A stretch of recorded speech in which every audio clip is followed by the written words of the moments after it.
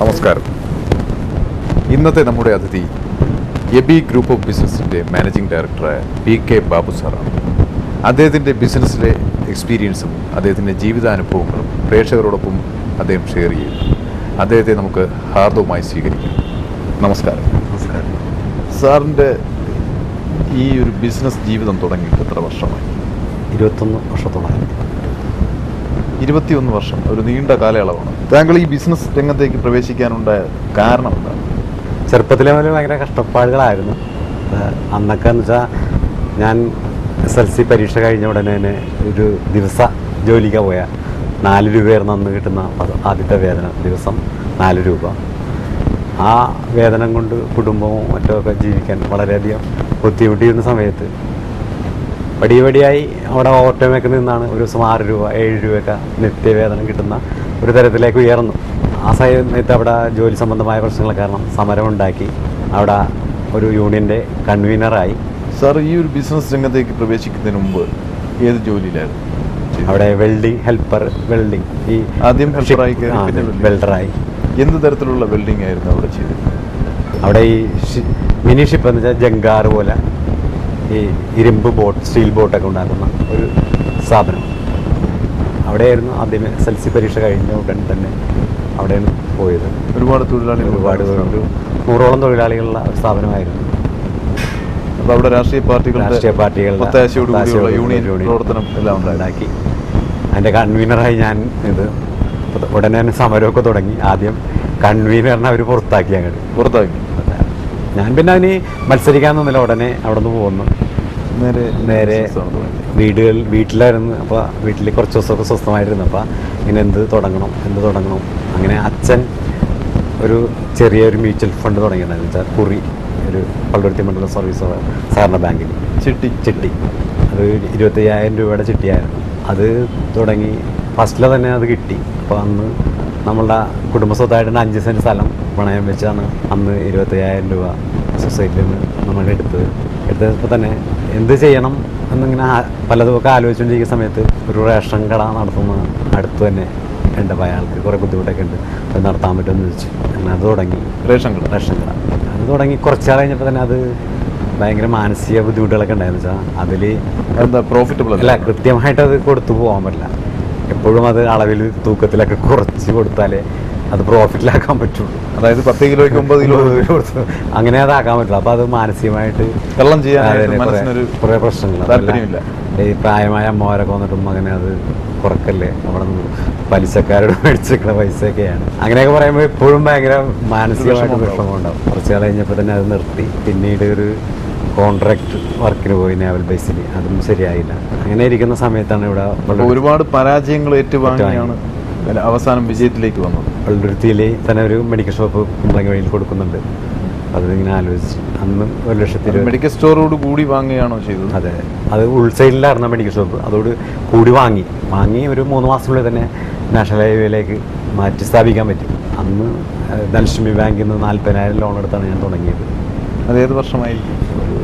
92 കാലയളവിൽ തുടങ്ങി. അപ്പോൾ ഈ മെഡിക്കൽ സ്റ്റോറാണ് താങ്കളുടെ ജീവിതത്തിൽ വഴിത്തിരിവായി. അതിന് ശേഷം എനിക്ക് പിന്നോട്ട് നോക്കേണ്ടി വന്നിട്ടില്ലെന്നുള്ള സത്യം. നല്ല രീതിയിൽ എന്നുവെച്ചാൽ എപ്പോഴും നല്ല രീതിയിൽ കൊണ്ടുപോകാനുള്ള ഒരു മനസ്സ് എനിക്കുണ്ടായിട്ടുണ്ട്. അത് പിന്നെ രാവിലെ ഞാനായിരിക്കും എല്ലാ ദിവസവും വന്ന് കട തുറക്കുന്നത്. രാവിലെ 8 മണിക്ക് തുറക്കും, രാത്രി 10 മണി വരെ കടയിലുണ്ടാവും. അതാണ് എൻ്റെ വിജയത്തിൻ്റെ ഏറ്റവും വലിയ ആക്ടിവിറ്റീസിലൊന്നും ഇടപെടാൻ സമയം കിട്ടാറ്. ആക്ടിവിറ്റീസ് ഉണ്ടെങ്കിൽ തന്നെയും ഈ രാവിലെ കട തുറക്കൽ ഞാനായിരിക്കും, കൂട്ടുന്നത് ഞാനായിരിക്കും. പിന്നെ ഒരു കുറച്ച് സമയം ഞാൻ SNDP യോഗം പ്രവർത്തനത്തിനും മറ്റേ സാമുദായിക പ്രവർത്തനത്തിനൊക്കെ സാമൂഹ്യ പ്രവർത്തനങ്ങളിൽ കൊണ്ടുപോകുന്നുണ്ട്. അതിന് പ്രത്യേകം സമയം കണ്ടെത്തും. കടയിലെ ഇപ്പം എല്ലാ കടയിലും സ്റ്റാഫൊക്കെയുള്ളവിടെ നമുക്ക് കമ്പ്യൂട്ടറൈസ് ആണ് എല്ലാ കടയും. അപ്പോൾ നമുക്ക് എവിടെയെങ്കിലുമൊക്കെ പോകാം സൗകര്യമായിട്ട്. പിന്നെ സ്റ്റാഫൊക്കെ നമ്മുടെ വിശ്വസ്തരാണ് എന്നാണ് നമ്മളുടെ വിശ്വാസം. നല്ല സഹകരണം പ്രതീക്ഷിക്കാം. ഇപ്പോൾ കമ്പ്യൂട്ടറൈസ്ഡ് ആയതുകൊണ്ട് കണക്ക് നോക്കാനും എളുപ്പമാണ്. കമ്പ്യൂട്ടറൈസ് കണക്ക് നോക്കാം.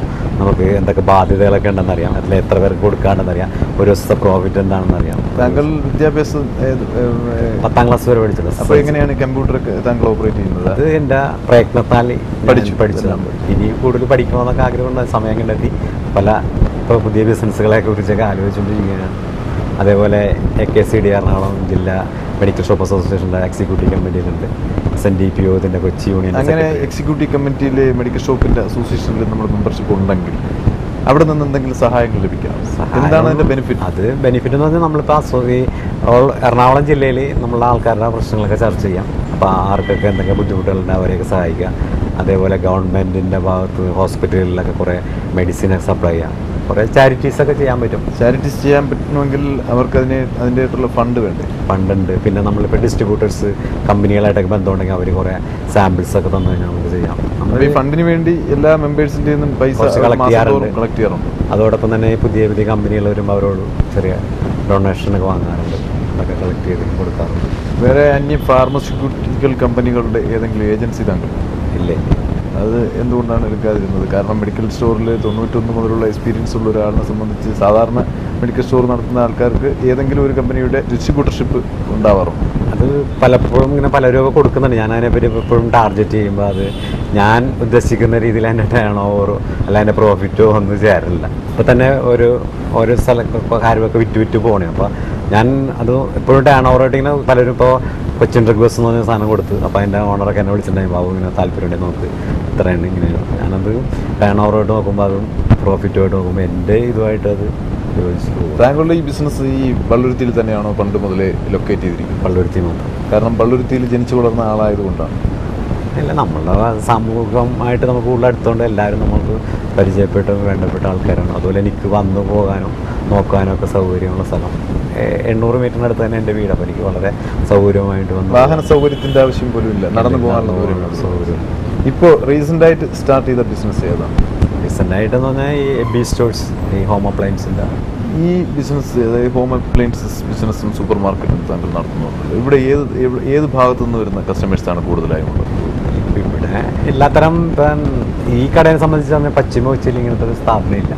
ഇത്രയും സൗകര്യമുള്ളതും ഇത്രയും ഐറ്റങ്ങളുള്ളതും ഇത്രയും സ്റ്റോക്കുള്ളതും. അപ്പം അത് ഇനി അങ്ങനത്തെ ഒരു കടകൾക്ക് ഇനി നിലനിൽപ്പുള്ളത് ലാർജ് സ്കെയിൽ ആൾക്കാർക്ക് ഇഷ്ടമുള്ള സാധനങ്ങളെല്ലാം ഒരു സ്ഥലത്തുനിന്ന് തന്നെ കിട്ടണം.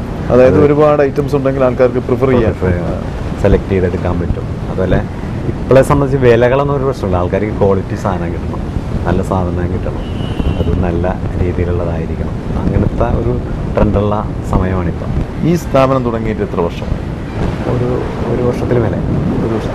ജനങ്ങളുടെ അഭിപ്രായം എങ്ങനെയാണ് ഇവിടെ നിന്ന് പർച്ചേസ് ചെയ്തിട്ടുള്ള ഈ സാധനങ്ങളെ? നല്ല രീതിയിലുള്ള അഭിപ്രായങ്ങളാണ്. വെച്ചാൽ മാക്സിമം സ്റ്റോക്ക് ഉണ്ട്, ആൾക്കാർക്ക് ഇഷ്ടമായ കളക്ഷൻസൊക്കെ ഉണ്ട്.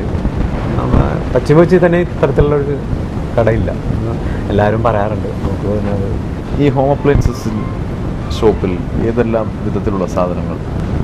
നമ്മൾ അത്യാവശ്യം വീടുകളിൽ ഉപയോഗിക്കാൻ പറ്റുന്ന ഫ്രിഡ്ജ്, TV, വാഷിംഗ് മെഷീൻ ഒഴിച്ച് ബാക്കി വീട്ടിലേക്ക് ആവശ്യമുള്ള എല്ലാവിധ മിക്സി, പിന്നെ ഗ്രൈൻഡർ, അല്ലെങ്കിൽ ഇൻഡക്ഷൻ കുക്കർ, തേപ്പ് പെട്ടി, അങ്ങനെ അതുപോലെ മറ്റേ നോൺ സ്റ്റിക്ക് പാത്രങ്ങൾ, മറ്റേ സ്റ്റീൽ പാത്രങ്ങൾ, റൈസ് കുക്കർ, പിന്നെ പ്ലാസ്റ്റിക് ടോയ്സ്, കോഫി മേക്കർ, പിന്നെ ഗ്ലാസ്, പ്ലാസ്റ്റിക് ഫർണിച്ചർ, അതുപോലെ ഫ്ലാസ്കുകൾ, എല്ലാത്തരം, പിന്നെ ഫോട്ടോകൾ, ക്ലോക്കുകൾ, മോഡേൺ ഗ്ലാസ്സസ്.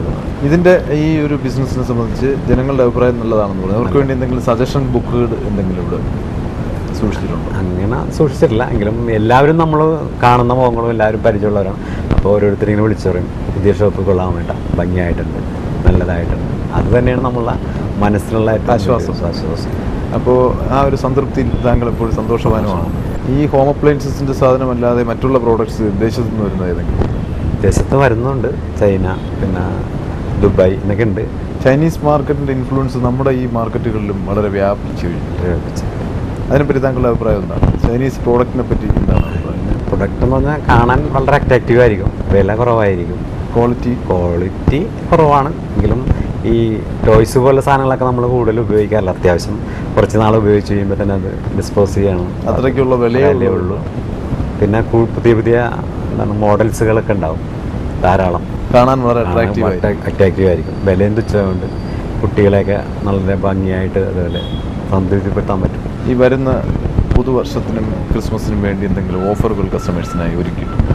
ഞങ്ങളിപ്പോൾ ചെയ്യുന്നതെന്ന് പറഞ്ഞാൽ കമ്പനികളുടെ ഓഫറുകളൊക്കെ മാക്സിമം കസ്റ്റമറിന് കൊടുക്കുകയെന്ന് വെച്ചാൽ എന്ത് തന്നെയായാലും കമ്പനി പറയുന്നതിലും ഒരു 5% കൂടി കൂടുതൽ ഓഫർ കൊടുത്താണ് ഇപ്പോൾ കസ്റ്റമറേക്ക് നമ്മൾ ശ്രമിക്കുക. ഞങ്ങൾ തുടങ്ങിയിട്ട് ഇപ്പോൾ 1 വർഷമായാലും കസ്റ്റമറിൻ്റെ താല്പര്യത്തിനനുസരിച്ച് മാക്സിമം എന്തൊക്കെ ചെയ്യാൻ പറ്റും അതനുസരിച്ചുള്ള രീതിയിലുള്ള ബിസിനസ്സാണ് നമ്മുടെ എല്ലാ സ്ഥാപനങ്ങളിലും. മെയിൻ എയിം എന്ന് പറഞ്ഞാൽ കസ്റ്റമർ സാറ്റിസ്ഫാക്ഷൻ തന്നെയാണ്.